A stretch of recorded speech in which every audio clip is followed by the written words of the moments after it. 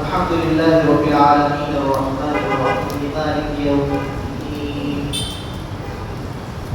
الذي من علينا بهدايتنا وإيصال مرامنا محمدا رحمة للعالمين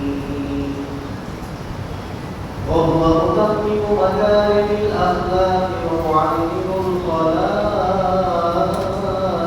وسيد المرسلين أما بعد فإن خير الحديث كتاب الله وخير الهدى هدى محمد وشر الأمور محدثاتها وكل محدثة بدعة وكل بدعة ضلالة وكل ضلالة في النار.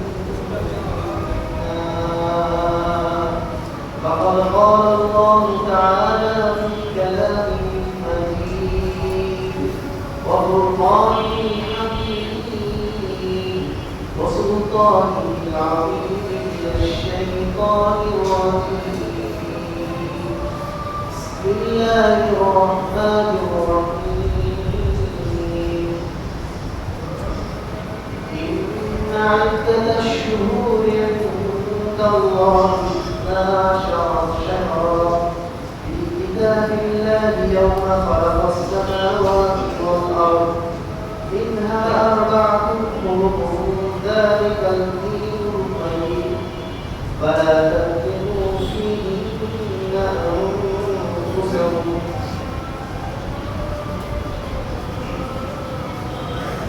وعن أبي هريرة رضي الله عنه قال قال رسول الله صلى الله عليه وسلم أفضل الصيام بعد رمضان شهر الله المحرم وأفضل الصلاة بعد الفريضة صلاة الليل.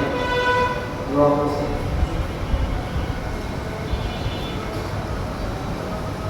দিনাজপুর শহরের প্রান্তিকে অবস্থিত জামে মসজিদে উপস্থিত সম্মানিত মুসলিম کرام, প্রশংসা আল্লাহর জন্য যে অশেষ রহমতে আমরা সুস্থ আল্লাহর নিরাপত্তার সাথে আজকের পবিত্র জুমাকে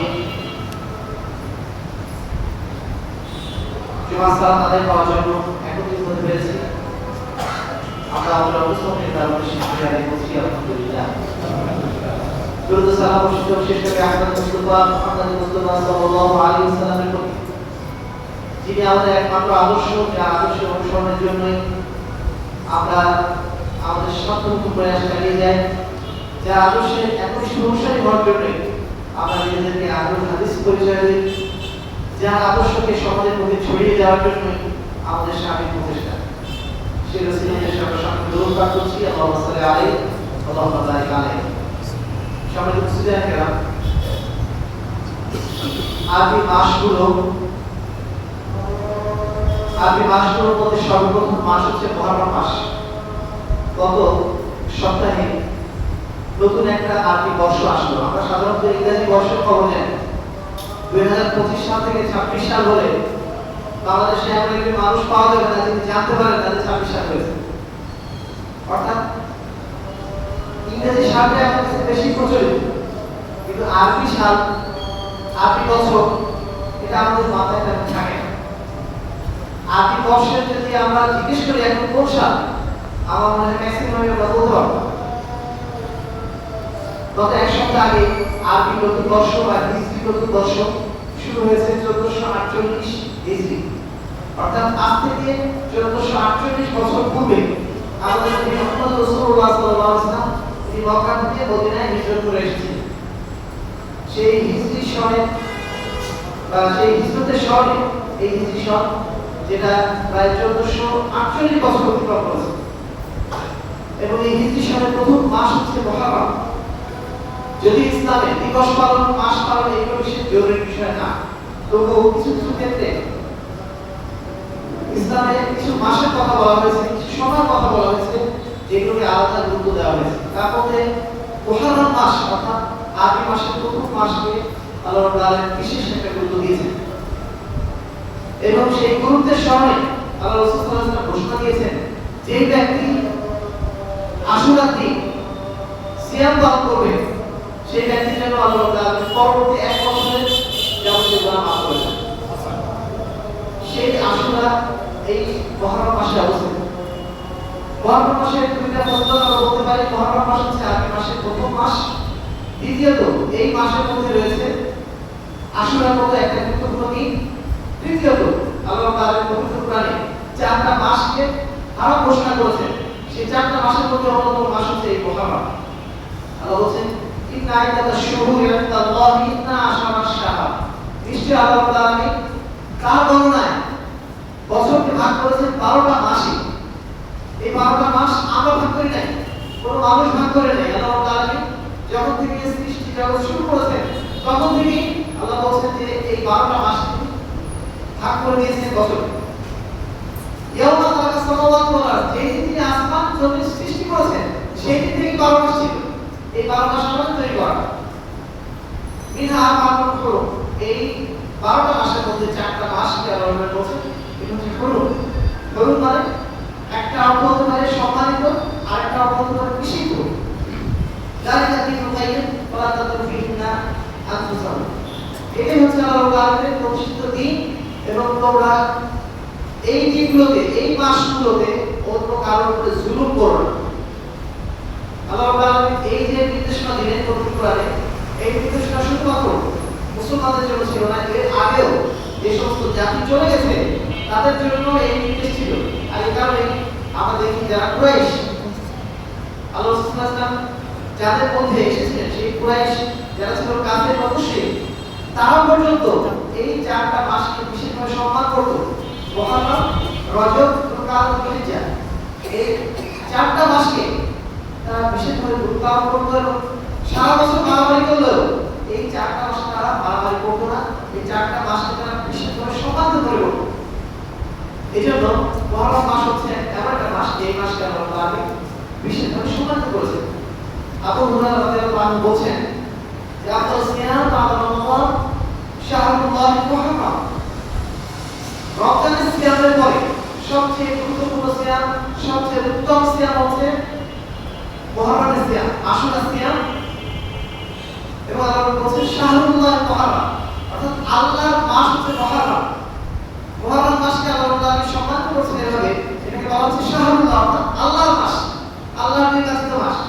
এই কারণে এই মাসটা আমাদের কাছে বিশেষ গুরুত্বপূর্ণ।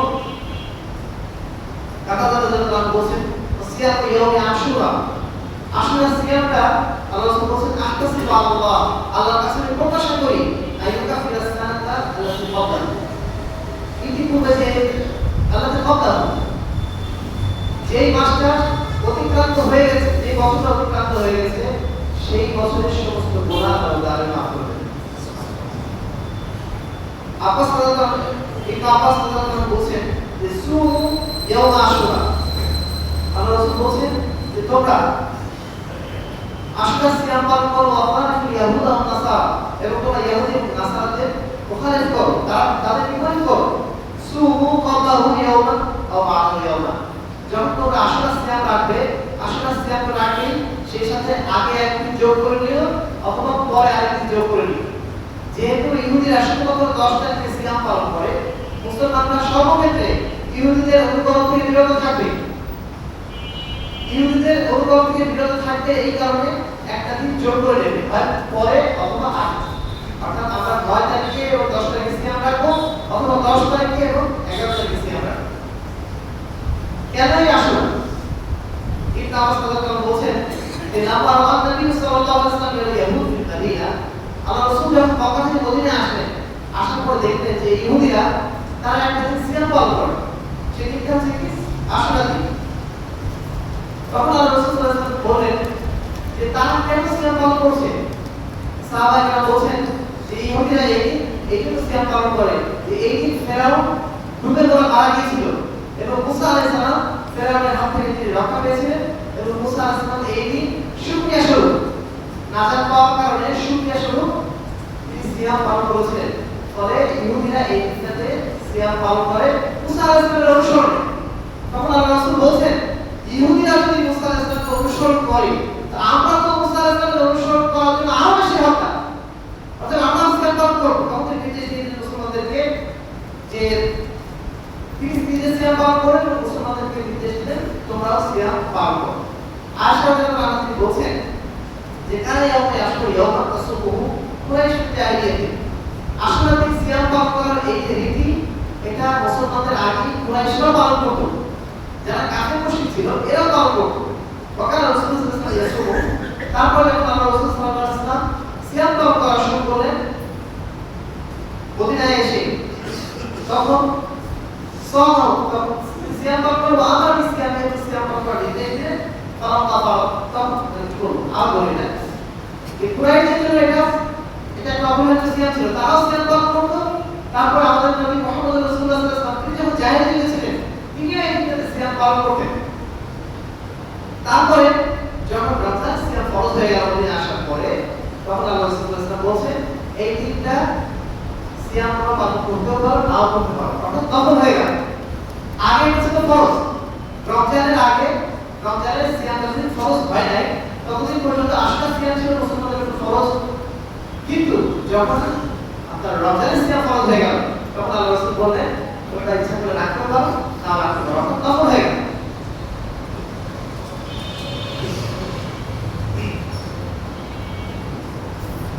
তারপর রবি সাহাবী রাদিয়াল্লাহু আনহু তিনি বলছেন যে ফাকুনা বাদা যালিকা রাসূল আল্লাহ রাসূল সাল্লাল্লাহু আলাইহি ওয়াসাল্লাম যখন মারা গেলেন, মারা যাওয়ার পরে আমরা এই সিয়ামটা নিজেরা পালন করতাম আর দুসাউবিমু সিবিয়ানা সিগা, এবং শুধুমাত্র আমরা নিজেরাই পালন করতাম না, আমরা ছোট ছোট বাচ্চা যারা আছে ওদেরকেও এই দিনটাতে আমরা সিয়াম পালন করাতাম, নিজে সিয়াম পালন করতাম, আমরা তাদেরকে সিয়াম পালন করাতাম।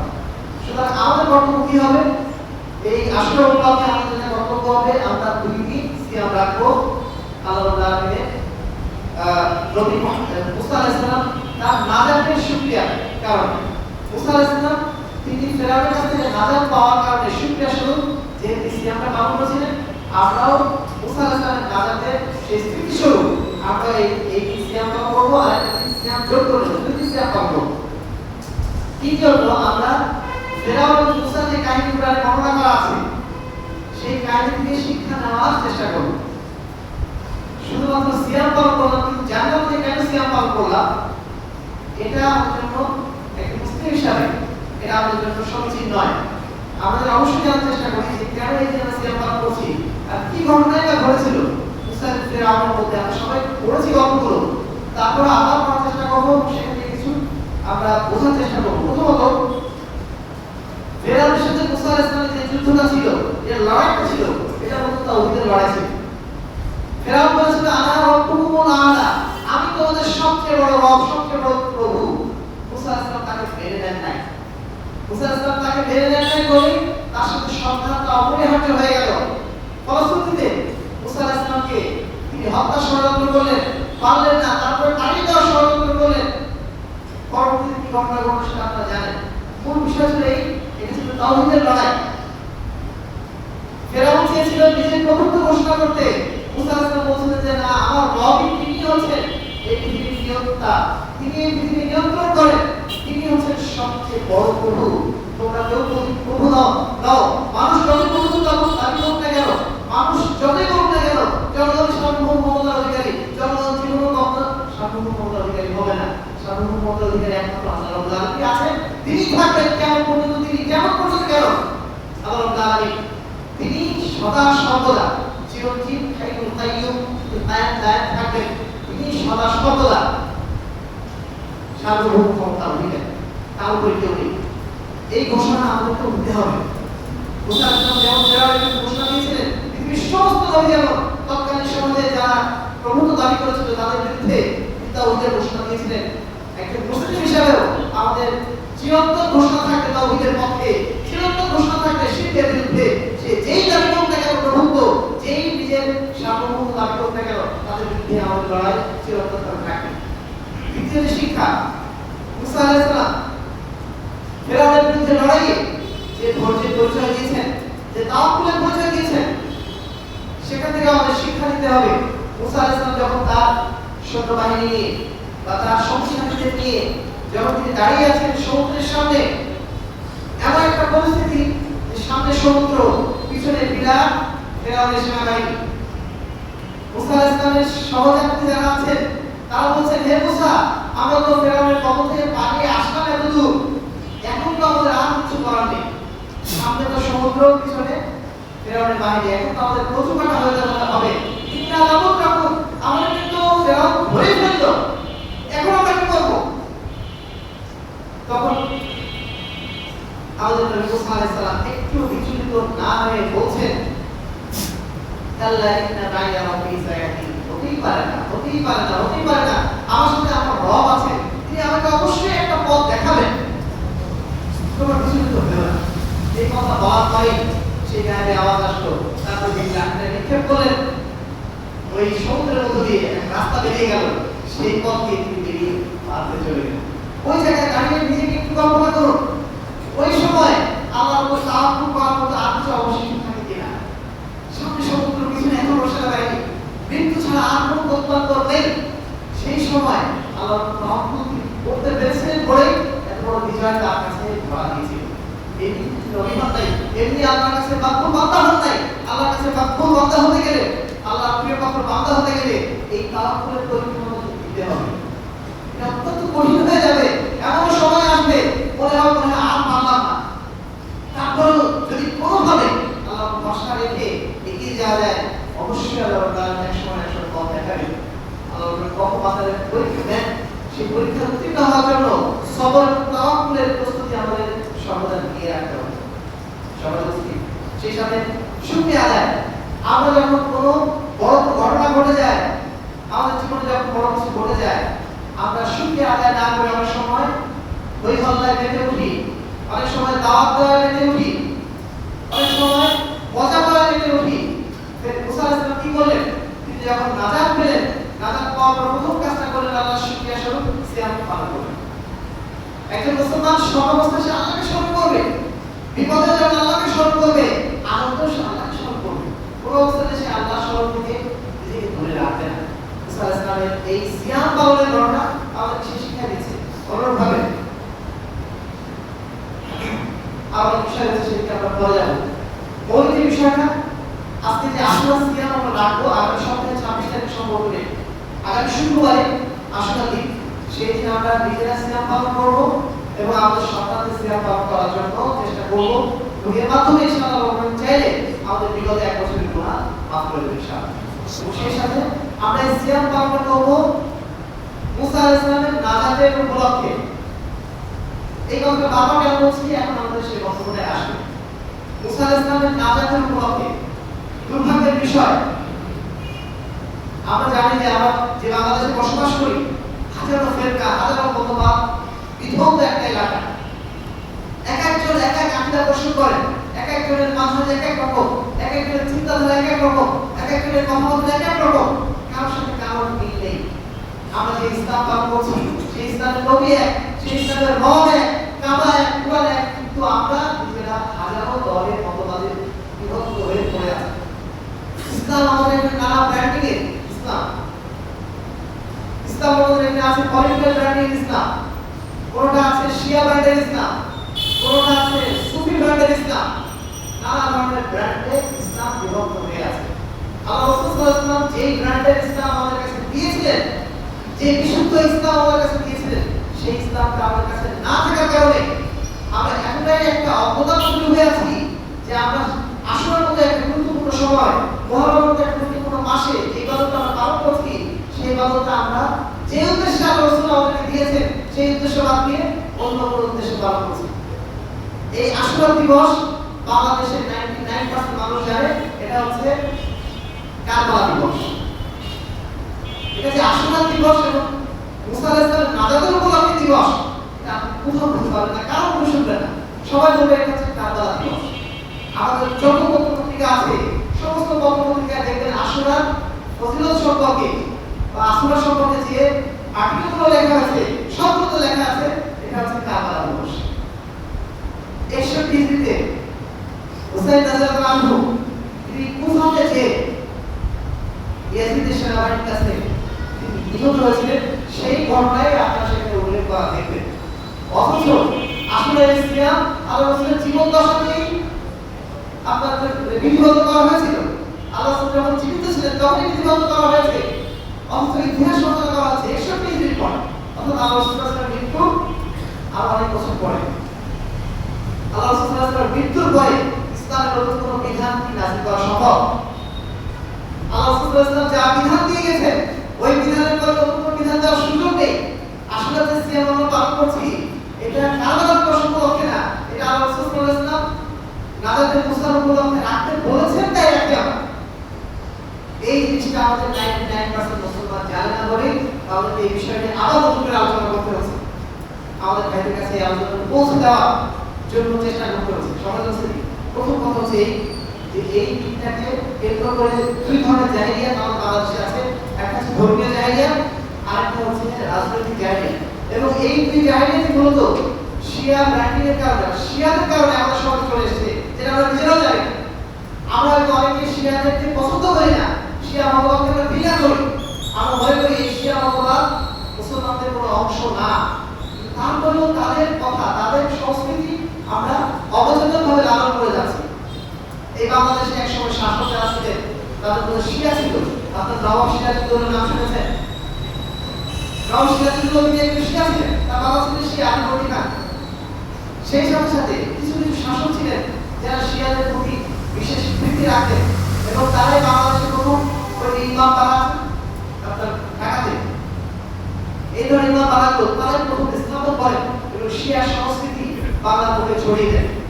এই শিয়া সংস্কৃতির একটা অংশ হচ্ছে মুহাররমের আশুরা বা দশম দিনটাকে বিশেষভাবে তারা উদযাপন করে, যেহেতু এই দিন হুসাইন রাদিয়াল্লাহু আনহু কুফায় যে তিনি নিহত হয়েছিলেন। এই দিন উপলক্ষে এই দিনটা কবে চালু? আশুরা দিবসে, কারবালা দিবস এই ঘোষণা করা হয়েছে বর্তমানে। এই ঘোষণাটা আজকে না, আজ থেকে আরো 1100 বছর আগে খলিফা আল-মুতি মুক্তাদির আব্বাসের খলিফা তিনি তখন জীবিত ছিলেন, যার জীবন দশায় তারই একজন সেনাপতি মুইজুদ্দৌলা, যিনি ছিলেন শিয়া, 352 হিজরিতে তিনি তার এলাকার জনগণকে বললেন যে তোমরা হুসাইন রাদিয়াল্লাহু আনহুর এই মৃত্যু দিবসে তোমরা কান্নাকাটি করো, শোক দিবস পালন করো।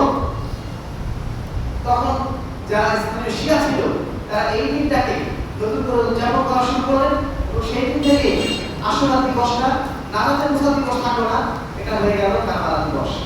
বিশ্বের বিভিন্ন প্রান্তে প্রান্তে এটা চালু হয়ে গেল।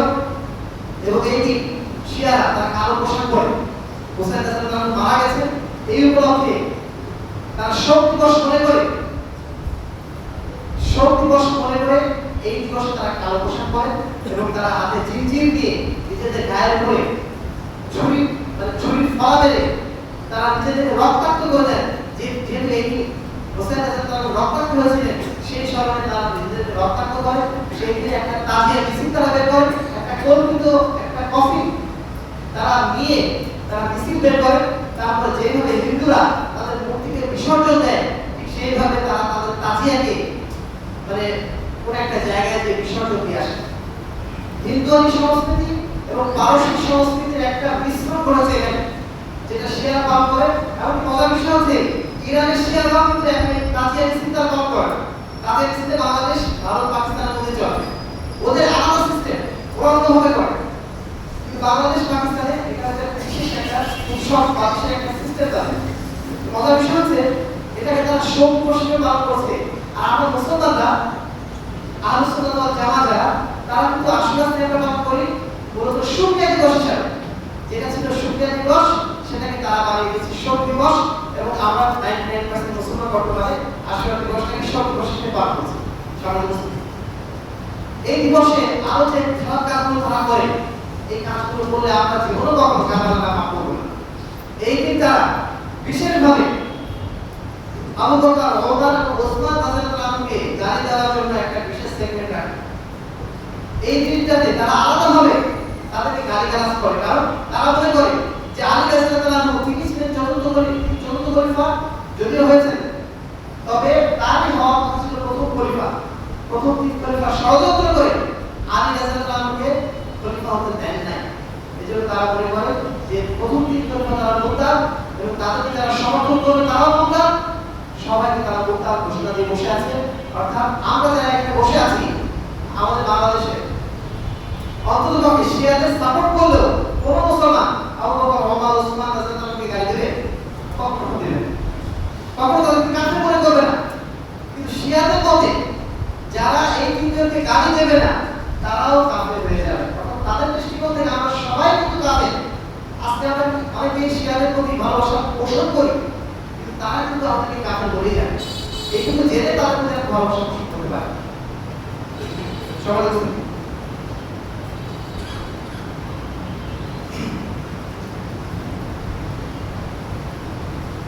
এটা হচ্ছে আপনাদের এটা যে বিষয় বললাম সেটা হচ্ছে আপনার ধর্মীয় জায়গা। এরপর আরেকটা আছে, সেটা হচ্ছে রাজনৈতিক জায়গা। আমাদের মধ্যে অনেক ভাই আছে যারা হয়তো শিয়াদের মতো কর্মকাণ্ড করেন না, কিন্তু কারবালা দিবস উপলক্ষে তাদের বিশেষ কিছু কর্মসূচি থাকে। তারা এই কারবালা দিবস উপলক্ষে হক বাতিলের লড়াই নামে একটা লড়াই খুঁজে পেয়েছেন, এবং এই লড়াইকে কেন্দ্র করে তারা মনে করেন যে এই দিনে একটা বিশেষ আয়োজন করতে হবে, একটা আলোচনা সভা করতে হবে, এবং এই আলোচনা সভায় তারা হুসাইন রাদিয়াল্লাহু আনহুর গুণগান বর্ণনা করেন, এবং বিপরীতে ইয়াজিদ যিনি ছিলেন আরেকজন সাহাবী মুআবিয়া রাদিয়াল্লাহু আনহুর সন্তান, তাকে তারা লানত করত, তার বিরুদ্ধে তারা বিশেষভাবে একটা সমালোচনা অনুষ্ঠান করেন। এই দিবসটাকে তারা মনে করেন হক বাতিলের লড়াই বিষয়, এবং আমাদের টেলিভিশনে, আমাদের পত্রপত্রের মধ্যে সব জায়গাতে এই বিষয়গুলো ফলো করে প্রচার করা হয়। বাংলাদেশে ছুটি ঘোষণা করা আছে। এইভাবে একটা রাজনৈতিক ভাবেও এটাকে আলাদাভাবে উদযাপন করা হয়। তাহলে দুই ভাবে উদযাপন করা হয়, ধর্মীয় ভাবে যেটা শেয়ার করে, এবং সেই সাথে আমাদের কিছু ভাই না বুঝেই কারবালা দিবস করে শোক দিবস নাম করে পালন করে। আরেকজন মানুষ আছে যারা নিজেরা শিয়া নয়, যারা সুন্নি আহলে সুন্নাত ওয়াল জামাতের তারা অংশ তারা এই দিনটাকে হক বাতিলের লড়াই মনে করে তারা বিশেষভাবে এটাকে কলেক্টিভলি উদযাপন করে। এছাড়াও আর কিছু ধর্মীয় জায়গা আছে, যেমন কিছু মানে আপনার হাদিস এসেছে, যেগুলো জয়ীফ হাদিস বা ইসরাইলিয়া বা মওযু হাদিস, সেই হাদিসগুলোতে বলা হয়েছে যে এই দিন এমন একটা দিন যে এই দিনে আল্লাহ রাব্বুল আলামিন আসমান জমিন সব কিছু সৃষ্টি করেছেন। তারপর বলা হয়েছে খালাকা আদম ওয়া হুমুদাহু ফিল আরদ, আল্লাহ রাব্বুল আলামিন এই দিনই আদম আলাইহিস সালামকে সৃষ্টি করেছিলেন, এবং এই দিনে তিনি জান্নাত থেকে মানুষকে বা আদম আলাইহিস সালামকে দুনিয়াতে পাঠিয়ে দিয়েছেন। কেউ মনে করে থাকে এই দিনে আল্লাহ কাবা নির্মাণ করেছেন, কেউ মনে করে থাকে এই দিনই হতে পারে কিয়ামতের দিবস। এই যে কথাগুলো বললাম সবগুলো বাতিল, কোনোটাই কোনো সহিহ নেই, কোনোটাই কোনো বিশ্বস্ত তাফসীরও নেই, ইতিহাসও নেই। এটা আছে কিছু জয়ীফ এবং জাল হাদিসে এবং কিছু ইসরায়েলি গ্রন্থে। সুতরাং এই সমস্ত বিষয়ে বিশ্বাস রাখা যাবে না। কিছু হাদিস তৈরি করা হয়েছে, শিয়াদের তৈরি করা, তারা বলছে আল-ওয়াসা ইয়ানি ফিন্নাফা ইয়াউমা আশুরা ওয়াসা আল্লাহু আলাইহি সাইয়্যিদা সাহাবা, যে ব্যক্তি আজকে আশুরা দিনে ভালো খাওয়া দাওয়া করবে, আল্লাহ রাব্বুল আলামিন সারা বছর তার জন্য ভালো খাওয়া ব্যবস্থা করবে। কেউ বলছে খালি তাআলা ইয়াউমা আশুরা বিল ইসমি লাম তারকুন আইনাহু আবাদা, যে ব্যক্তি আশুরা দিনে চোখে সুন্দর লাগাবে তার চোখ জীবন নষ্ট হবে না। আরেকটা হাদিস বলা হয়েছে যে মাসফা ইয়াউমা আশুরা, যে ব্যক্তি আশুরা সিয়াম পালন করবে কাতাবাল্লাহু লাহু ইবাদাতান সাবিনা সানাতান সিয়ামিহা ওয়া কিয়ামিহা, সেই ব্যক্তির জন্য আল্লাহ রাব্বুল আলামিন 70 বছর সিয়াম এবং কিয়াম পালন করা ইবাদতের সমান সওয়াব দেবেন। বলুন নাউজুবিল্লাহ। সুবহানাল্লাহ ওয়া নাউজুবিল্লাহ বলতে গেলে সব জায়গায় দিতে আছে।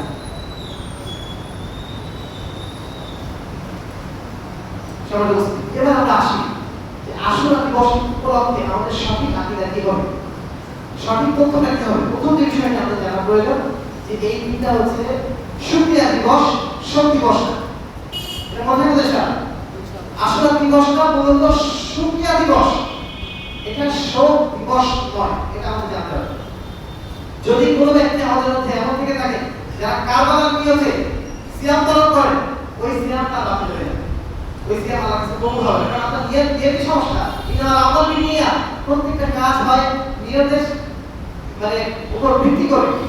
আপনি যে নিয়তে সিয়াম পালন করছেন সেই নিয়তেই আপনার সিয়ামটা আপনার সেদিকে চলে যাবে। আপনি যদি কারবালার মধ্যে সিয়াম রাখেন, ওই সিয়াম আল্লাহর কাছে যাবে না। সিয়াম আপনার রাখতে হবে মুসা আলাইহিস সালামের নাজাতের উপর। দুই নম্বর যে বিষয় সেটা হচ্ছে কারবালার দিবসে হুসাইন রাদিয়াল্লাহু আনহু এবং ইয়াজিদ এই দুজনের মধ্যে যে লড়াইটা হয়েছিল, এটা হক বাতিলের লড়াই ছিল না, এটা একটা ভুল বোঝাবুঝি ছিল, একটা ভুল ইস্তিহাদ ছিল। ভুল ইস্তিহাদের কারণে এই ঘটনাটা ঘটেছে। মূলত ঘটনা ছিল এই, ইয়াজিদ যখন মুআবিয়া রাদিয়াল্লাহু আনহু পরে খলিফা হিসেবে নিযুক্ত হলেন, সেই সময় হুসাইন রাদিয়াল্লাহু আনহু তাকে খলিফা হিসেবে স্বীকৃতি দিতে রাজি হন নাই। এটা তার একটা ইখতিয়ারি বিষয়, তিনি তাৎক্ষণিকভাবে তাকে মেনে নিতে পারেন না। কিন্তু অন্যান্য সাহাবীরা, প্রায় ৬০ জন সাহাবী সেই সময় জীবিত ছিলেন, সমস্ত সাহাবী কিন্তু ইয়াজিদের কাছে যে বায়াত গ্রহণ করেছিলেন, তাকে শাসক হিসেবে স্বীকৃতি দিয়েছিলেন। এমনকি মদিনা থেকে কিন্তু আব্বাস রাদিয়াল্লাহু আনহু তখন ছিলেন, তিনিও হুসাইন রাদিয়াল্লাহু আনহু বলেছিলেন যে আপনি মেনে নিন তাকে শাসক হিসেবে। হুসাইন রাদিয়াল্লাহু আনহু কোনো কারণে তাকে মেনে নিতে পারেন না। তার চাচাতো ভাই হুসাইন ইবনে আকীল, তিনি কোন এক সময় কুফায় গিয়েছিলেন, যাওয়ার পরে কুফা মানুষ বলল যে আমরা ইয়াজিদকে শাসক হিসেবে মানি না, আমরা হুসাইন রাদিয়াল্লাহু আনহুকে শাসক হিসেবে পেতে চাই। ফলে আমরা থেকে ২০,০০০ লোক যখন মুসলিম ইবনে আকীল তার কাছে বায়াত গ্রহণ করলো, তখন মুসলিম ইবনে আকীল হুসাইন রাদিয়াল্লাহু আনহুর কাছে খবর পাঠালেন যে কুফার মানুষ তারা আপনার কাছে বায়াত করতে চায়, তারা আপনাকে শাসক হিসেবে দেখতে চায়, আপনি এখানে চলে আসুন। তখন হুসাইন রাদিয়াল্লাহু আনহু তার পরিবার বর্গ নিয়ে কুফার উদ্দেশ্যে রওনা দিলেন। সেই সময় অন্যান্য সাহাবী যারা ছিলেন তারা তাকে বাধা দিয়েছিলেন। এমনকি সর্বশেষ যখন তিনি যাওয়ার পথ ধরলেন, তখন সাহাবীদের মধ্যে অনেকে বললেন যে আমরা একজন শহীদকে বোধহয় বিদায় দিতে যাচ্ছি। কারণ তারা বুঝতে পেরেছিলেন হুসাইন রাদিয়াল্লাহু আনহু যদি কুফায় যান, তিনি যদি শাসক হিসেবে বায়াত গ্রহণ করেন, ইয়াজিদ তো বসে থাকবে না, নিঃসন্দেহে লড়াই হবে। এবং সেই লড়াইয়ে হুসাইন রাদিয়াল্লাহু আনহু যেহেতু সংখ্যালঘু, পারবেন না। এটা তারা আগে বুঝতে পেরেছিলেন, তাকে বারবার সাবধান করেছিলেন যে আপনি কাজটা করবেন না। তারপর হুসাইন রাদিয়াল্লাহু আনহু চলে গেলেন কুফাতে। কুফাতে যাওয়ার পরে দেখলেন যে কুফার অধিবাসীরা যারা তাদের বায়াত করা ঘোষণা দিয়েছিল, তারা এখন উল্টা কথা বলছে। এদের বলা কুফির লাইফি, কুফার যারা অধিবাসী তারা কখনোই তাদের অঙ্গীকার পূরণ করে না। তো তারা প্রথমে বলেছিল যে তারা হুসাইন রাদিয়াল্লাহু আনহুর কাছে তারা বায়াত করবে, পরে বলছে না, তারা ভুলে গেল। ভুলে যাওয়ার পরে ইয়াজিদের পক্ষে যারা ওখানে স্থানীয় শাসক ছিলেন, লোকাল শাসক ছিলেন, তার নাম হচ্ছে ওবাইদুল্লাহ বিন জিয়াদ, তিনি বলেন যে আপনি তিনটা কাজ করতে পারেন। হয় আপনি মানে কুফা ত্যাগ করবেন, মদিনায় ফিরে যাবেন, অথবা আপনি ইয়াজিদের কাছে যে বায়াত করতে বলবেন। হুসাইন রাদিয়াল্লাহু আনহু সহগতভাবে বিষয়টা সহজে মেনে নিলেন না, এবং পরে অবশ্যই যখন তিনি মেনে নিলেন তখন তিনি বলেন আমি ইয়াজিদের কাছে যে আমি সরাসরি তার হাতে বায়াত গ্রহণ করব। তখন ওবাইদুল্লাহ বিন জিয়াদ বলেন ইয়াজিদের কাছে বায়াত গ্রহণ করার আগে আমার কাছে আপনাকে বায়াত গ্রহণ করতে হবে। নিঃসন্দেহে হুসাইন রাদিয়াল্লাহু আনহু তিনি একজন আত্মমর্যাদা সম্পন্ন মানুষ, তিনি ওবাইদুল্লাহ বিন জিয়াদের কাছে কখনোই তিনি বায়াত করতে পারেন না। যখন তিনি করলেন না, তখন লড়াই অবধারিত হয়ে গেল, এবং এই লড়াই ওবাইদুল্লাহ বিন জিয়াদের পক্ষের একজন সেনাপতি, যাকে বলা হয়ে থাকে সীমা বিন জওশান, আপনার নাম শুনেছেন, শাস্ত্রীয় যারা বলছেন, এই সীমা এসে তাকে হত্যা করলেন এবং তার যারা পরিবারবর্গ তাদের কেউ তাদের আঘাতে নিহত হল। এমন একটা পর্যায়ে পৌঁছল যে হুসাইন রাদিয়াল্লাহু আনহুর সাথী যারা ছিলেন তারা ম্যাক্সিমাম তাদের নিহত হল। পরবর্তীতে যখন ইয়াজিদের কানে এটা পৌঁছে গেল, তখন তিনি অত্যন্ত আফসোস করলেন। তিনি বললেন যে হুসাইনকে মারার নির্দেশ কখনো দেই নাই ওবাইদুল্লাহ বিন জিয়াদকে। ওবাইদুল্লাহ বিন জিয়াদ যদি হুসাইন রাদিয়াল্লাহু আনহুর বংশের লোক হতো, একই রক্তের লোক হতো, সে কখনো এই ধরনের অন্যায় কাজ করতে পারত না। ইয়াজিদ কিন্তু মেনে নেননি, এটা পছন্দ করেন না। যখন তার দরবারে হুসাইন রাদিয়াল্লাহু আনহুর মাথা নিয়ে যাওয়া হয়েছিল, তিনি কান্নায় ভেঙে পড়েছিলেন, এবং হুসাইন রাদিয়াল্লাহু আনহুর সন্তানদেরকে তিনি বুকে জড়িয়ে ধরেছিলেন এবং সসম্মানে তাদেরকে মদিনায় পাঠানোর ব্যবস্থা করে দিয়েছিলেন। ইয়াজিদ কি কখনোই চানলেন যে হুসাইন রাদিয়াল্লাহু আনহু হত্যা করা হোক? তিনি চেয়েছিলেন শুধুমাত্র তার বায়াত বা তার আনুগত্য সমাজে। তাহলে মূলত এটা হক বাতিলের লড়াই ছিল না, এটা পরস্পর একটা ভুল বোঝাবুঝি ছিল। সেই ভুল বোঝাবুঝির কারণে এই লড়াইটা হয়েছিল। এবার আসি যে ইয়াজিদকে আমরা অনেকে বলবেন মালউন। ইয়াজিদকে বাংলাদেশে আমরা মালউন বলে আখ্যায়িত করি। ইয়াজিদকে আসলে মালউন ছিল। প্রথম কথা হচ্ছে আমরা তাকে মালউনও বলি না, আমরা তাকে মারহুমও বলি। সে আল্লাহর রহমত প্রাপ্ত এটাও বলবো না, আবার সে লানত প্রাপ্ত এই কথাও বলবো না, তার হিসাব আল্লাহর কাছে। তবে এইটুকু আমরা বলতে পারি যে সাহাবায়ে অন্তত ৬০ জন সাহাবী তার কিন্তু বায়াত গ্রহণ করেছিলেন। যদি তিনি আসলেই একজন মালউন ব্যক্তি হয়ে থাকেন তাহলে সাহাবীরা কখনো তার হাতে বায়াত গ্রহণ করতেন না।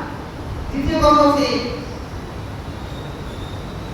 এক কথা ২ নম্বর কাজটা তিনি বলছেন যে ইয়াজিদ সাহা ইসলামহু, ইয়াজিদ একজন মুসলমান ছিলেন, তার কোনো ভুলভ্রান্তি থাকতে পারে, তিনি একজন মুসলমান ছিলেন। ওয়া সাহাবাতুহু আল-হুসাইন রাদিয়াল্লাহু আনহু, ইয়াজিদ কখনোই হুসাইনকে হত্যার আদেশ দেন নাই, তিনি হত্যা নিজেও করেন, আদেশ দেন নাই, বলা আল্লাহর নির্দেশ দেন, বলা আল্লাহ বিধানে, এবং ইয়াজিদকে যে হত্যা করা হয়েছে তিনি কখনোই পছন্দও করেন না।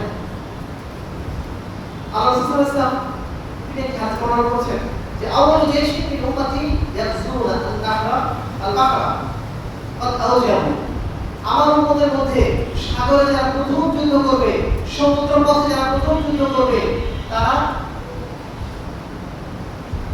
ক্বাদ আওজাহু, তাদের জন্য জান্নাত ওয়াজিব হয়ে যাবে।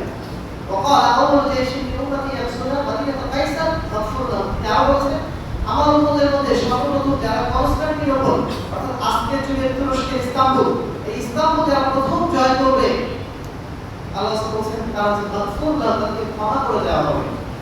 মজার বিষয় হচ্ছে যে ইয়াজিদের যুগে সর্বপ্রথম তিনি প্রথম একটা সেনাবাহিনী প্রেরণ করেছিলেন নৌপথে, সমুদ্র পথে কায়সারের উদ্দেশ্যে অর্থাৎ ইস্তাম্বুলের উদ্দেশ্যে, এবং সেই ইস্তাম্বুলের যুদ্ধে সংযুক্ত হয়েছিলেন আমাদের বিখ্যাত একজন সাহাবী আবু আইয়ুব আল-আনসারী। সেই দলকে প্রেরণ করেছিলেন কিন্তু ইয়াজিদ। তো সেই হিসাব করে ইয়াজিদ কিন্তু মাকসুর হিসাবে বলা যেতে পারে, যেহেতু আলোচনা হাদিস এসেছে যে আমার মধ্যে প্রথম যে বাহিনীটা যাবে ইস্তাম্বুলে তাদেরকে ক্ষমা করে দেওয়া হবে। ইয়াজিদ যদি পাপাচারী হয়ে থাকে হয়তো আল্লাহ তাকে ক্ষমা করে দিয়েছেন, ওদের তাকে মারও বলা এটা আমাদের জন্য উচিত হবে না।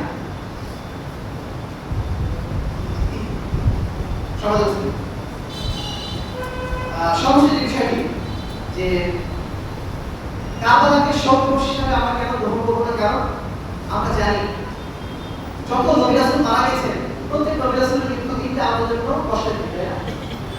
আমাদের নবী মুহাম্মদ রাসূলুল্লাহ সাল্লাল্লাহু আলাইহি ওয়াসাল্লামের মৃত্যু দিনটা আমাদের কষ্টের দিন না। যদি কোনো দিনকে কষ্টের দিন হিসাবে, শোকের দিন হিসাবে ঘোষণা করা হতো তাহলে অন্ততপক্ষে আমাদের নবী মুহাম্মদ রাসূলুল্লাহ সাল্লাল্লাহু আলাইহি ওয়াসাল্লামের মৃত্যু দিবসকে আমরা শোক দিবস হিসেবে ঘোষণা করতাম। যদি তার মৃত্যু দিবসকে শোক দিবস হিসেবে ঘোষণা নাও করি, তবুও প্রথম খলিফা, দ্বিতীয় খলিফা, বিশেষ করে ওসমান রাদিয়াল্লাহু আনহু, তারপরে আপনার ওমর রাদিয়াল্লাহু আনহু, আলী রাদিয়াল্লাহু আনহু, তিনজন সাহাবী কিন্তু তারা স্বাভাবিকভাবে মৃত্যুবরণ করেন, তাদের মেরে ফেলা হয়েছে, তাদের মৃত্যুতে আপনার পক্ষে আমরা শোক দিবস পালন করতে পারবো না। শোক দিবস কেন শুধুমাত্র হোসেন রাদিয়াল্লাহু আনহুর জন্য আমরা করবো? শোক দিবস পালন করলে সবাই করতে হবে। ইসলামে কোনো শোক দিবস পালনের নিয়ম নেই। ইসলামে শোক পালন করা যায় একজন মানুষ মারা গেলে তার আত্মীয়স্বজন 3 দিনের জন্য শোক পালন করতে পারে, আর স্ত্রী পালন করতে পারে 4-5 দিন। এছাড়া শোক পালন করার জন্য ইসলামে আলাদা করে নির্দেশনা আমাদেরকে দেওয়া হয়নি। সুতরাং একজন মুসলিম হিসাবে, সুন্নাতপন্থী মানুষ হিসাবে আমরা কোনো অবস্থাতেই শোক দিবস হিসাবে কারবালা দিবসকে গ্রহণ করতে পারি না। সর্বশেষ যে বিষয়টা আমাদের সমালোচনার জন্য যে আমরা অনেকেই শিয়াদের এই সংস্কৃতি দ্বারা প্রভাবিত হয়ে হোসেন রাদিয়াল্লাহু আনহুকে আমরা বলে থাকি ইমাম হোসেন আলাইহিস সালাম। ইমাম হোসেন আলাইহিস সালাম বলেন কারা শিয়া কেন বলে? তারা যেহেতু ইসনা আশারী অর্থাৎ 12 ইমামে বিশ্বাসী, হোসেন রাদিয়াল্লাহু আনহু তারা একজন ইমাম হিসেবে মনে করে। ইমাম মানে নবীদের স্তরে, তাদের কোনো পাপ নেই, নিষ্পাপ, এই জন্য তারা তাকে ইমাম হিসেবে ঘোষণা করেছে এবং নামের শেষে রাদিয়াল্লাহু না বলেন তারা কি বলে আলাইহিস সালাম। নবীদের ক্ষেত্রে যেটা আমরা বলি ওইটা তারা হোসেন রাদিয়াল্লাহু আনহুর ক্ষেত্রে বলে, এর তারা নিষ্পাপ মনে করে। সেই সাথে আমাদের বাংলাদেশে দেখবেন যে অধিকাংশের নামের পরে আলী থাকছে অথবা হোসেন থাকছে অথবা হাসান থাকছে। আমাদের থেকে কালচার একটা শিয়াদের থেকে আমাদের কালচার চলে এসেছে, আমাদের নাম শেষে আলী বা হাসান বা হোসেন, এই ধরনের কালচার আমরা যদি তাদেরকে ফলো করি বা শিয়াদের ফলো করে পালন করি নিঃসন্দেহে এটা অন্যায়। স্বাভাবিকভাবে রাখলে সমস্যা নেই, যদি তাদের কালচার ফলো করে আপনি রাখেন এটা নিঃসন্দেহে অন্যায় হবে, ভুল একটা কাজ হবে। তাহলে আমরা আসলে সম্পর্কে 5টি মৌলিক বিষয় বলছি। প্রথমত এটা আমাদের জেনে রাখতে হবে, এটা হচ্ছে নাম শুকরিয়া দিবস। নাজাতি মুসাল উপলক্ষে আমরা শিক্ষা হিসেবে পালন করি। দ্বিতীয়ত এটা হক বাতিলের লড়াইয়ের দিবস না, বরং এটা সাহাবীদের মধ্যে পরস্পর ভুল বোঝাবুঝির একটা বিষয় ছিল। তৃতীয় বিষয় হচ্ছে ইয়াজিদকে আমরা মালউন করবো না, তাকে আমরা মারহুম বলছি না, কিন্তু তাকে মালউন বলা যে কালচারটা শিয়াদের কাছ থেকে এসেছে ওই কালচার আমরা ফলো করবো না। সেই সাথে এই দিবসটাকে আমরা শোক দিবসে ঘোষণা করবো না। কারবালা দিবসটা আমাদের শোক দিবস নয়, এটা একটা ঐতিহাসিক ঘটনা ঘটেছিল, যেটার নাম এটা অর্থ এই না যেটাকে আমরা শোক দিবস হিসেবে ঘোষণা করবো। সর্বশেষ আমরা ইরানি বা শিয়াদের যে কালচারগুলো সেই কালচারগুলো থেকে আমরা নিজেদেরকে বিরত রাখার চেষ্টা করবো। বিশেষ করে হুসাইন রাদিয়াল্লাহু আনহুকে আমরা হুসাইন রাদিয়াল্লাহু আনহুই বলবো, কারণ তিনি একজন সাহাবী। তাকে ইমাম বলা যাবে না, তাকে আলেম সালাম বলা যাবে না, তাকে মাওলা বলা যাবে না, কিছু বলা যাবে না। কি বলবো? হুসাইন রাদিয়াল্লাহু আনহু। সেই সাথে আলী বা হাসান বা হুসাইন নামগুলো রাখতে পারি, কিন্তু সেটা যেন শিয়াদের কালচার ফলো করে না হয়, নিজেদের মধ্যে রাখা সেটা আলাদা বিষয়। আলোচনা শেষ যে অংশটা সেই অংশে আমি বিষয় বলতে চাই। বলছি শুরুতে বলছিলাম যে নানা ব্র্যান্ডের ইসলাম আমাদের মধ্যে চলমান, আমরা এক এক সময় এক এক করে তারা প্রভাবিত হয়ে যায়। এর কারণ হচ্ছে আমরা সঠিক ইসলাম সম্পর্কে জ্ঞান রাখি না। আমরা যারা আহলুল হাদিস আমরা এই দাবিটাই করি যে আমরা সঠিক ব্র্যান্ডের ইসলাম ফলো করি। এই ইসলাম আল্লাহ রাসূল সাল্লাল্লাহু আলাইহি ওয়াসাল্লাম আমাদের কাছে রেখে গিয়েছিলেন, সেই ইসলামকে আমরা ফলো করি। আল্লাহ রাসূল সাল্লাল্লাহু আলাইহি ওয়াসাল্লাম বলে গিয়েছিলেন মৃত্যুর আগে, তোমরা যারা আমার পর বেঁচে থাকবে আমার মৃত্যুর পরে তোমরা যারা বেঁচে থাকবে তারা দেখবে মানুষের মধ্যে চরম বিভক্তি, এক একজন এক এক পথ বলে, এক একজন এক এক পথে চলে। ফাআলাইকুম বিসুন্নতি ওয়া সুন্নাতি খুলাফায়ে রাশিদিন। এই সময় তোমাদের যেটা কাজ হবে, তোমরা আমার সুন্নাত অনুসরণ করে চলবে, আমার দেখানো পথ অনুসরণ করবে এবং আমার খুলাফায়ে রাশিদিন যারা তাদের পথ অনুসরণ করবে। আল্লাহ সুবহানাহু ওয়া তাআলা বলেছেন ফিরকা নাজিয়া সম্পর্কে, মুসলমানদের মধ্যে ৭৩ ফিরকা হয়ে যাবে, অর্থাৎ অসংখ্য ফিরকা হয়ে যাবে, সমস্ত ফিরকায় যাবে জাহান্নামে, একটা ফিরকা শুধু জান্নাতে যাবে। সেই ফিরকার নাম কি? সেই ফিরকার নাম বলা হচ্ছে মা আনা আলাইহি ওয়া সাহাবী। আমি এবং আমার সাহাবীরা যে পথে আছি, এই পথে যারা থাকবে তারাই হচ্ছে মুক্তিপ্রাপ্ত দল। একজন আহলুল হাদিস হিসেবে আমরা গর্ব করে বলতে পারি আমরা ইনশাআল্লাহ সেই দলভুক্ত। কারণ পাঁচটা বৈশিষ্ট্য আমাদের মধ্যে রয়েছে, বা পাঁচটা বৈশিষ্ট্য আমাদের মধ্যে থাকতে হবে। এই পাঁচটা বৈশিষ্ট্য যার মধ্যে থাকে তিনি এদিকে আহলে বলুন বা না বলুন, তিনি অটোমেটিক আহলে হাদিস হয়ে যাবেন। এই পাঁচটা বৈশিষ্ট্য আমাদের মনে রাখার চেষ্টা করতে হবে। প্রথম বৈশিষ্ট্য হচ্ছে যে তারা সব সময় ইত্তিবাউল কুরআন ওয়া সুন্নাহ আর রুজু ইলা কিতাব ওয়া সুন্নাহ, তারা সর্বক্ষেত্রে আল্লাহর কিতাব এবং রাসূলের সুন্নাহকে ফলো করবে। পৃথিবীর যত বড় পণ্ডিত তার সামনে আসুন না কেন, যত বড় মহান ব্যক্তি তার সামনে আসুন না কেন, যত বড় আকাবির বুজুর্গ তার সামনে আসুন না কেন, তাকে তিনি সম্মান করতে পারেন, শ্রদ্ধা করতে পারেন, কিন্তু মান্য করার ক্ষেত্রে তিনি মান্য করবেন একমাত্র আল্লাহর কিতাব এবং রাসূলের সুন্নাহ। যদি তিনি ভালো কোনো কথা বলেন অবশ্যই গ্রহণযোগ্য, সেই কথাটা অবশ্যই কোরআন এবং সুন্নাহ অনুযায়ী হতে হবে। তাহলে যদি কোরআন এবং সুন্নাহ অনুযায়ী গ্রহণযোগ্য, মানে কোরআন সুন্নাহ অনুযায়ী হয়, তাহলে তাদের কথা গ্রহণযোগ্য। আর যদি কোরআন এবং সুন্নাহ অনুযায়ী না হয়, যত বড় বুজুর্গ হোক না কেন, তার কথা আমাদের কাছে গ্রহণযোগ্য না। এটাই আমাদের প্রথম বৈশিষ্ট্য। আল্লাহ বলেছেন ইয়া আইয়ুহাল্লাযীনা আমানু আতিউল্লাহ ওয়া আতিউর রাসূল, হে ইমানদারগণ তোমরা আল্লাহর অনুগত করো এবং রাসূলের অনুগত করো। ওয়া উলিল আমরি মিনকুম, তোমাদের মাঝে যারা নেতা আছেন, আমির আছেন, যারা আলেম ওলামা আছেন, বড় বুজুর্গ ব্যক্তি আছেন, তোমরা তাদেরকে অনুসরণ করতে পারো। কিন্তু ফাইন তানাযাআতুম ফি শাইইন ফারুদ্দু ইলাল্লাহি ওয়া রাসূল, যদি কোনো বিষয়ে মতভেদ থেকে যায়, কোনটা সঠিক কোনটা বেঠিক এটা নিয়ে দ্বন্দ্ব সৃষ্টি হয়ে যায়, তখন তোমাদের কাজ হবে ফারুদ্দু ইলাল্লাহি ওয়া রাসূল, সেটা আল্লাহ এবং তার রাসূলকে ফিরিয়ে নিয়ে যাও। যখনই কোনো বিষয়ে সঠিক জিনিসটা জানার প্রয়োজন হবে, সঙ্গে সঙ্গে আমরা জানতে চাই আল্লাহর কিতাব কি আছে অথবা আল্লাহর রাসূলের সুন্নাহতে কি আছে। আল্লাহ সবসময় কথা বলেন মাযা ক্বালা মাযা ক্বালা রাসূল, আল্লাহ কি বলেছেন, আল্লাহর রাসূল কি বলেছেন। তারা কখনো এই কথা বলেন না ওমর কি বলেছেন, তমুক কি বলেছেন, আমার এলাকার হুজুর কি বলেছেন, আমার এলাকার মানুষ তো এটাই করে, দিনাজপুরের মানুষ তো মানে অন্য মানে কি বলবো এই কালচারের সাথে অভ্যস্ত না, রফের এই দেখতে দিনাজপুরের মানুষ করে না, এই সমস্ত কথাবার্তা তারা কখনোই বলেন না। তারা একটাই কথা বলেন মাযা ক্বালা আল্লাহ মাযা ক্বালা রাসূল, আল্লাহ কি বলেছেন, আল্লাহর রাসূল কি বলেছেন। যখন তারা জানতে পারেন যে আল্লাহ এবং তার রাসূল এটা বলেছেন, তারা এক কথা বলেন সামিনা ওয়া আতানা, শুনলাম মেনে নিলাম, এর বাইরে আমাদের দিকে কোনো কথা নাই। আল্লাহর হাদিসের এই চিরন্তন বৈশিষ্ট্যই তাদের ভক্ত মুসলমান হওয়ার জন্য সবচেয়ে বড় গুরুত্বপূর্ণ একটা মৌলিক বিষয়। এই পয়েন্টে আমরা কখনো দ্বিমত না করি, সর্বদা এর মধ্যে আমরা কায়েম এবং দান থাকার চেষ্টা করি। আর রাসূল মৃত্যুর আগে বলে গেছেন, তারা বলছে ভাই আমি তোমাদের মাঝে দুইটা জিনিস শিখে গেলাম, তোমরা কখনো পথভ্রষ্ট হবে না, যতদিন পর্যন্ত ওই দুটো জিনিস তোমরা আঁকড়ে থাকতে পারবে। একটা হচ্ছে কিতাব আল্লাহ, আর একটা হচ্ছে সুন্নাত নবী রাসূলুল্লাহ। তার প্রথম পয়েন্ট আমরা মনে রাখবো, সবসময় আমরা কোরআন এবং সুন্নাহকে সবার উপরে রাখবো। দুই নম্বর বিষয় হচ্ছে কোরআন এবং সুন্নাহ বোঝার ক্ষেত্রে আমরা সবসময় সাহাবীদের মানহাজকে ফলো করব।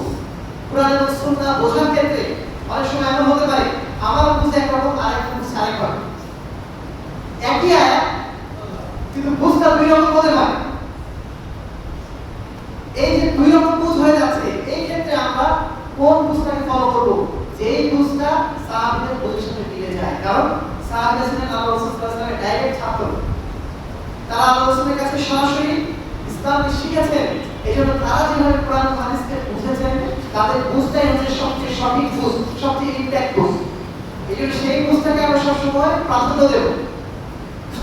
সেই বুঝতে যদি আমরা প্রাধান্য দিই, তাহলে আমাদের মধ্যে কখনো পথভ্রষ্টতা আসবে না। একটা উদাহরণ শুধু দিই, তাহলে বুঝতে পারবেন। আমাদের মধ্যে একদল রয়েছে যারা কিন্তু বলে আহলুল কোরআন, আমরা শুধু কোরআন মানে হাদিস মানে। এই যে দলটা, এই দলটা তারা বলছে যে আমরা কোরআনে দেখছি, আল্লাহ বলছেন যে এই কোরআনে যে আমি এই কোরআনে বিয়ানের লিকুলি সেই সব কিছু বর্ণনা করে দিয়েছি। তো কোরআনে যদি সব বর্ণনা থাকে তাহলে হাদিসের দরকার। এই সহজ একটা বুঝতে বুঝে নিলেন সমাজ মুক্তি। এখন আমরা যাব সাহাবীদের কাছে। সাহাবীরা এই আয়াতের অর্থটা কি বুঝেছিলেন? তারা কি এই আয়াতের অর্থ এটাই বুঝেছিলেন যে আমার রাসূলের কোনো বক্তব্য শোনা লাগবে না, শুধু কোরআন পড়লেই হলো? তারা কি এটা বুঝেছিলেন? আপনারা দেখবেন যে সাহাবায়ে কেরাম 120,000 সাহাবী, এমন একজন সাহাবীর কাছ থেকে এমন একটা বর্ণনা পাবেন না যে তারা বলছে যে হাদিস পড়া দরকার নেই, শুধু কোরআন পড়ো। এমন একটা সাহাবী আপনি খুঁজে পাবেন না। বরং যত হাদিস আমরা আজকে আমাদের হাতে পাচ্ছি, এই হাদিসগুলো কারা প্রথম সংকলন করেছিলেন? সাহাবায়ে। সাহাবায়ে কেরাম প্রথম আল্লাহর রাসূলের কাছ থেকে হাদিসগুলো নিয়ে উম্মতের পরবর্তীর কাছে পৌঁছে দিয়েছেন। সুতরাং কোরআনের আয়াতের অর্থ কিন্তু তারা ওইটা বোঝেন নাই যেটা আমাদের আহলে কোরআন নামধারী এই ব্যক্তিগুলো বোঝে। সুতরাং এদের বুঝটাকে আমরা মানবো নাকি সাহাবীদের বুঝটাকে আমরা গ্রহণ করবো? নিঃসন্দেহে সাহাবীদের বুঝটাকে আমরা গ্রহণ করবো। সর্বক্ষেত্রে বুঝের ক্ষেত্রে কোরআন সুন্নাহ সবার উপরে, কিন্তু কোরআন সুন্নাহ বোঝার ক্ষেত্রে আমরা বুঝবো কাদের বুঝ? সাহাবায়ে কিভাবে বুঝেছেন, তারা যেভাবে কোরআন সুন্নাহকে মেনেছিলেন, কোরআন সুন্নাহ বুঝেছিলেন, ওইভাবে আমরা কোরআন সুন্নাহ বোঝার চেষ্টা করব। এটা হচ্ছে আলেমের তৃতীয় বৈশিষ্ট্য। তিন নম্বর যেটা বৈশিষ্ট্য, আহলে হাদিসরা কখনো আকীদার ক্ষেত্রে, মাযহাবের ক্ষেত্রে শিরক বিদআতকে কোনো অবস্থাতেই প্রশ্রয় দেয় না। শিরক এবং বিদআতের বিরুদ্ধে পৃথিবীর সবচেয়ে বেশি বলিষ্ঠ অবস্থানে যারা আছেন তারা হচ্ছে আহলে হাদিস। একটা আহলে হাদিস হিসেবে আমাদের এই অবস্থানটা সর্বদা ধরে রাখতে হবে। যারা হকপন্থী, তাদের বৈশিষ্ট্য তারা শিরকের বিরুদ্ধে থাকবে, বিদআতের বিরুদ্ধে থাকবে। কোনো অবস্থায় তারা শিরক ও বিদআতকে প্রশ্রয় দেবে না। কখন বলবে না এটা এই সামান্য কিছু সময় ধরে মেনে নিলাম, বিদআত হচ্ছে কি হলো, সবাই তো করে, এই ধরনের কোনো শিথিল অবস্থা তারা দেবে না। যেটা জেনে গেছে শিরক সঙ্গে সঙ্গে পরিত্যাজ্য, যেটা জেনে গেছে বিদআত সেটা নিয়ে তারা এক মুহূর্ত আর থাকতে পারবে না। চতুর্থ বৈশিষ্ট্য, আহলে হাদিস সবসময় তারা মধ্যপন্থী, তারা বাড়াবাড়ি করে না, ছাড়াছাড়ি করে না। যখনই দেখবেন আপনার মধ্যে বাড়াবাড়ি চলে আসছে, অথবা ছাড়াছাড়ি হয়ে যাচ্ছে, তখন বুঝে নেবেন আপনি আর রাইট ট্র্যাকে নেই, আপনি ঠিক চলে গেছেন। একজন আহলে হাদিস, একজন সঠিক ইসলামের অনুসারী, তিনি সবসময় মাঝের পথের অনুসরণ করবেন, সাইডে যাবেন না, এদিকে যাবেন না, ওদিকে যাবেন। এর বিস্তারিত ব্যাখ্যা যাওয়ার সময় সর্বশেষ সেটা হচ্ছে আহলে হাদিস হচ্ছে সংস্কারপন্থী। তারা সবসময় সংস্কারপন্থী। সমাজের বুকে শিরক বিদআত জমে যাচ্ছে, আর চেয়েছে দেখবে এটা হতে পারে। যখন জানবো শিরক হচ্ছে, বিদআত হচ্ছে, তার বিরুদ্ধে কথা বলে আসবো, প্রতিবাদ করে আসবো। যখন আমাদের সমাজে কোনো মানুষ বলছে যেটা গণতন্ত্র ছাড়া আমার কোনো উপায় নেই, গণতন্ত্র ছাড়া এই যুগ চলবে না, অথবা গণতন্ত্রের মাধ্যমে যে বিধানটা প্রতিষ্ঠিত হচ্ছে ওটাই মেনে নেওয়া লাগবে, কারণ মেজরিটি মাস্ট বি গ্রান্টেড, অধিকাংশ মানুষ যা বলছে তাই গ্রহণ করতে হবে। এই সমস্ত কথা যখন আমরা শুনবো, একজন আহলে হাদিস কখনো চুপচাপ বসে থাকতে পারে না। সে স্পষ্টভাবে বলবে আমরা হচ্ছে কালিমা লা ইলাহা ইল্লাল্লাহ স্কুলের আমরা ছাত্র, আমরা আমাদের কালিমা একটাই, লা ইলাহা ইল্লাল্লাহ। আল্লাহ ছাড়া তো মাবুদ নেই, আল্লাহ ছাড়া কারো ইবাদত করা যায় না, আল্লাহ ছাড়া কারো কাছে মানবত করা যায় না। এই স্পষ্ট ঘোষণা শুনে আহলে হাদিসের সাহস করে দিতে পারে। পৃথিবীর সমস্ত মানুষ একদিকে যায়, আহলে হাদিসের সংস্কারপন্থী, তারা কোনো অবস্থাতেই তাদের মুখটা বন্ধ রাখে না। এই পাঁচটা বৈশিষ্ট্য একটা আলোর হাদিস হিসাবে আমাদের মধ্যে অবশ্যই থাকা সর্বশেষ বিষয়টি আবার বলছি। আজকের খুতবার যে বিষয় ছিল আশুরায়ে মুহররম। আশুরায়ে মুহররম এই আশুরায়ে মুহররম যে উপলক্ষে আমরা পালন করে থাকি, এটা মূলত নাজাতের মুসা অর্থাৎ মুসা আলাইহিস সালামের ফেরাউন থেকে নাজাত পাওয়ার শুকরিয়া স্বরূপ এই দিনটাকে আমরা পালন করি। এই দিন ইনশাআল্লাহ আমরা সিয়াম পালন করবো, একদিন আগে এবং একদিন পরে মিলায়, অর্থাৎ 2 দিন সিয়াম পালন করবো, হয় 9-10 মুহররম অথবা 10-11 মুহররম ইনশাআল্লাহ আমরা পালন করবো। তো এর মাধ্যমে আল্লাহ যে ফজিলত দিয়েছেন, ফজিলত ঘোষণা দিয়েছেন, ওই ফজিলতকে আমরা অর্জন করার চেষ্টা করবো। এই দিবসটাকে আমরা কোনো অবস্থাতেই শোক দিবস হিসেবে গ্রহণ করবো না, কান্না দিবস হিসেবে ঘোষণা করবো না। যারা যারা ঘোষণা করছে তাদেরকে আমরা সংশোধন করার চেষ্টা করবো, সংস্কার করার চেষ্টা করবো। এই বিষয়ে বিস্তারিত জানার জন্য আপনাদের একটা বই আলোচনা করবো। প্রফেসর ডক্টর আসাদুল্লাহ গালিবের লেখা একটা বই আশুরায়ে মুহররম, এই বইটা আপনারা সংগ্রহ করার চেষ্টা করবেন। মাত্র কয়েক পৃষ্ঠার বই, নিজেরা পড়বেন এবং আপনাদের সমাজে এটা ছড়িয়ে দেওয়ার চেষ্টা করবেন, যেন মানুষ আশুরায়ে মুহররমকে কোনো ভুল ধারণা না আসে। এই বিষয়গুলো আপনাদের বিশেষ দৃষ্টি আকর্ষণ করছি। সর্বশেষ যেটা বলেছি, আমাদেরকে অবশ্যই সবসময় হক পথে থাকতে হবে, সত্যের প্রতীকে থাকতে হবে এবং এর উপরেই আমাদের আগামী দিনে সফলতা নির্ভর করছে। কালকে আমাদের ময়দানে যদি আমরা কিতাব ও সুন্নাতের অনুসারী মুসলিম হিসেবে যেতে পারি, ইনশাআল্লাহ আমরা ফেরকায়ে নাজিয়া হিসেবে আল্লাহর কাছে হাজির হতে পারবো। আমরা সেই চেষ্টায় যেন সর্বদা করে যাওয়ার চেষ্টা করি। আল্লাহ সেই তৌফিক আমাদের দান করেন। আল্লাহুম্মা আমিন। ওয়া আখিরু দাওয়ানা আলহামদুলিল্লাহি রাব্বিল আলামিন। إن الحمد لله نحمده ونستعينه ونستغفره ونستغفره ونتوكل عليه ونعوذ بالله من شرور انفسنا ومن سيئات اعمالنا من يهده الله فلا مضل له ومن يضلل فلا هادي له ونشهد ان لا اله الا الله ونشهد ان محمدا عبده ورسوله اما بعد فاعوذ بالله من الشيطان الرجيم بسم الله الرحمن الرحيم يا ايها الذين امنوا صلوا عليه وسلموا تسليما اللهم صل على محمد وعلى ال محمد كما صليت على ابراهيم وعلى ال ابراهيم انك حميد مجيد اللهم بارك على محمد وعلى ال محمد كما باركت على ابراهيم وعلى ال ابراهيم انك حميد مجيد। সবাই বলছেন যে আমাদের মাঝে অনেকে আছেন অসুস্থ অবস্থায়, আমরা তাদের জন্য দোয়া করছি আল্লাহ রাব্বুল আলামিন তাদের যেন শেফায়ে কামিলা আল্লাহ দান করেন। আমাদের মধ্যে অনেকেই মারা গেছেন, আমাদের আত্মীয়-স্বজন পরিবারের মধ্যে, আমরা তাদের জন্য আজকে এই জুমার দিনে দোয়া কবুলের মুহূর্তে অন্তরে দোয়া করছি আল্লাহ রাব্বুল আলামিন তাদের গুনাহ খাতা যেন মাফ করে দেন এবং তাদের কবর যেন আল্লাহ রাব্বুল আলামিন জান্নাতে বাগিচায় পরিণত করে দেন। একটি ঘোষণা আছে, আপনারা এই মসজিদে সালাত আদায় করছেন, আলহামদুলিল্লাহ খুব সুরক্ষিত একটা চমৎকার মসজিদ তৈরি হয়েছে। তো মসজিদে আরো কিছু কাজ বাকি রয়েছে। এখানে এসি লাগানো প্রয়োজন, 45 টন এসি প্রয়োজন, যার মধ্যে আলহামদুলিল্লাহ এর মধ্যে 10 টন এসি ব্যবস্থা হয়ে গেছে। বাকি 35 টন এসির জন্য 15,50,000 টাকা প্রয়োজন। তো এখানে আমাদের একজন জানিয়েছেন যে একজন মুসল্লি যদি 3,000 টাকা করে দেন এসি বাবদ, তাহলে ইনশাআল্লাহ খুব দ্রুতই আমাদের চাহিদাটা পূরণ করা সম্ভব। এই মসজিদে প্রায় 1000 খানিক মুসল্লি হবে সালাত আদায় করেন। তো আপনাদের সবাই যদি অল্প অল্প করে অংশগ্রহণ করেন, যদি এখন নাও দিতে পারেন, 1 মাস পরে হোক 2 মাস পরে হোক, যে কোনো সময় যদি আপনারা দিতে পারেন, 3,000 টাকা মাত্র দিতে পারলে মোটামুটি একটা ভালো ব্যবস্থা করা সম্ভব হবে। সেক্ষেত্রে আলহামদুলিল্লাহ আমাদের যারা মুসলিম আছেন তাদের আশা করি আর কষ্ট হবে না। গরমের মধ্যে অনেক সময় মুসলিম কষ্ট হয়ে যাচ্ছে, আপনারা চেষ্টা করবেন সালাকা জারিয়া হিসাবে এসি কেনার জন্য এই সুযোগটা দেবেন আপনাদের সামনে। এবং সেই সাথে আরেকটা বিষয় করবো, এই মসজিদের সাথে একটা মাদ্রাসা আছে।